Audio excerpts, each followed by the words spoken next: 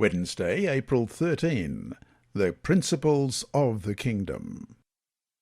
Question. Perhaps the most radical teaching of Jesus is found in Matthew chapter 5 and verse 48.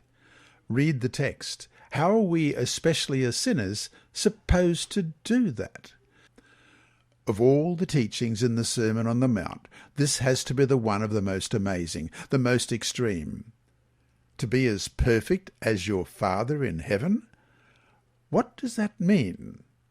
A crucial component in understanding this text is found in the first word of it, therefore.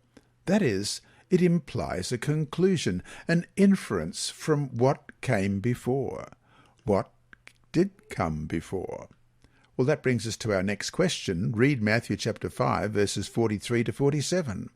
How do these verses, which are then brought to a close with Matthew 5:48, help us to understand better what Jesus meant by Matthew 5:48? This isn't the first time an idea like this is seen in the Bible.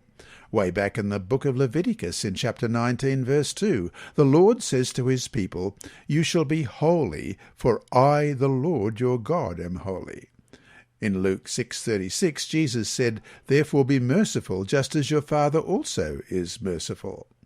The whole context here in Matthew 5:43 to 48 is not about an outward conformity to rules and standards, however important that may be.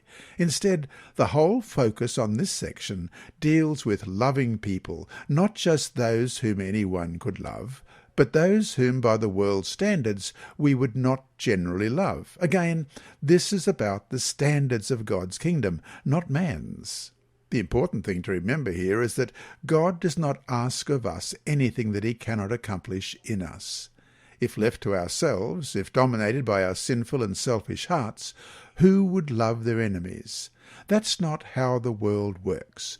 But are we not now citizens of another kingdom? We have the promise that if we surrender ourselves to God, then, as it says in Philippians 1:6, he who has begun a good work in you will complete it until the day of Jesus Christ. And what greater work could God do in us than to get us, in our own sphere, to love as he loves us? And so to finish today, how different would your life be right now were you to love your enemies?